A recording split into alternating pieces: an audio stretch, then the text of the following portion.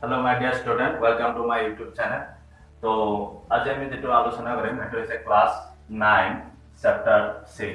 আৰু উপপাদ্য 6.3 আমি ইয়াক প্ৰমাণ কৰিম। তো উপপাদ্য 6.3 আমাক কৈছে যদি এডাল ত্ৰিজ্যকে তো AB আৰু DC এই দুডাল সৰল ৰেখা কি কৰিছে SP ত্ৰিজ্যকে ছেদ কৰিছে। ৰেখাক ছেদ কৰোতে এযোৰ একান্তৰ অন্তঃকোণ সমান হয়। এতে একযোৰ একান্তৰ অন্তঃকোণ সমান অৰ্থাৎ এই কোণটো এই কোণৰ সমান থকা বুলি তেনেহলে তেন্তে ৰেখা দুটা সমান্তৰাল হ'ব অৰ্থাৎ এই ৰেখাটো এই ৰেখাৰ লগত সমান্তৰালভাৱে আহোঁ এনেকে আহি থাকে এইটো আমাক প্ৰমাণ কৰিব। তো আমি প্ৰথমতে ইয়াত চাম আমাক কি দিয়া আছে আমি সমাধানত বা প্ৰমাণত লিখিম যে দিয়া কি দিয়া আছে যদি এডাল ত্ৰিজ্যকে দুডাল ৰেখা ছেদ কৰোতে ইয়াত নিশ্চয় ছেদ কৰিছে এযোৰ একান্তৰ অন্তঃকোণ সমান হয় অৰ্থাৎ এংগুল ই কি দিয়া আছে এংগুল এটো টি ই পি সমান কাৰ সমান বি এফ এস এংগুল পি এফ এস এটো আমাক দিয়া আছে আৰু এটো আমি এক নম্বৰ ইকুৱেশ্যন নম্বৰ 1 এইবাৰ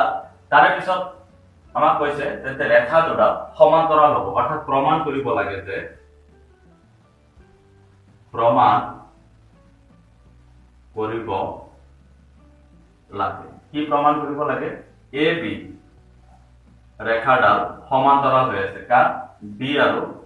সি সমান্তৰাল হৈ আছে তো এইবাৰ আমি ইয়াত প্ৰমাণ কৰিম প্ৰমাণ ইয়াত আমাৰ এই কোণটো এই কোণৰ সমান হ'ব কাৰণ বিপৰীত শীৰ্ষক অৰ্থাৎ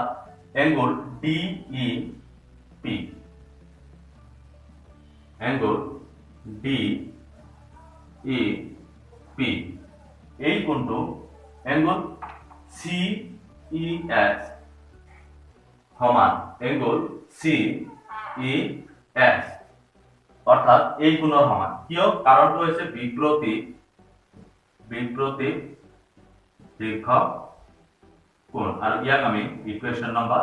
2 দিম। এবাৰ চোৱা সমীকৰণ 1 আৰু 2 আমি পাই গলো এটা এই দুইটাৰ পৰা আমি কি পাম অৰ্থাৎ এতিয়া সমীকৰণ 1 আৰু 2 পৰা সমীকৰণ 1ত কি আছে চোৱা 1 আৰু 2 DEP ইকুৱেল আছে সো আমি লিখিম এংগুল BFS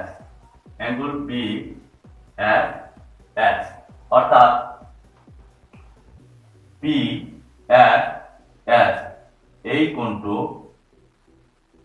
সমান কার সমান এংগুল CES এংগুল CES অর্থাৎ এতিয়া চোৱা যদি দুডাল সৰল ৰেখা এডাল ত্ৰিজ্যকে ছেদ কৰে ছেদ কৰাৰ পিছত যদি সিহঁতৰ অনুৰূপ কোণবিলাক সমান হয় একযোৰ অনুৰূপ কোণ যদি সমান হয় তেনেহলে ৰেখা দুডাল সমান্তৰাল হৈ থাকে এটো আমি এটা শতাধিতে পাইছিলো 6.4 তো ইয়াত যেহেতু এই অনুৰূপ কোণবিলাক ইয়াত সমান আছে গতিকে আমি ক'ব পাৰি যে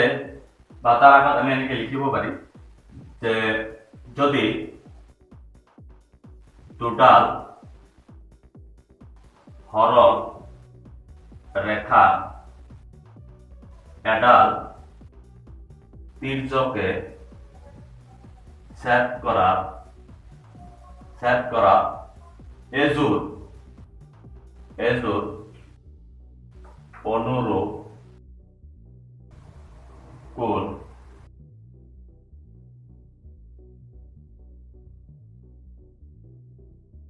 সমান হয় তেন্তে ৰেখা দুডাল সমান্তৰাল তো আমি ক'ব পাৰি সো গতিকে আমি এইটো ক'ব পাৰি ইয়াত এ বি যেটো ৰেখা আছে এ বি সমান্তৰাল কাৰ সমান্তৰাল হৈ আছে ই আৰু ডি আৰু চিৰ সমান্তৰাল থাকে বি সো আমাৰ ইয়াত প্ৰুফ হৈ গ'ল তো আজি আছিল এইখিনিয়ে নেক্সট ক্লাছত আকৌ আমি লগ পাম থেংক ইউ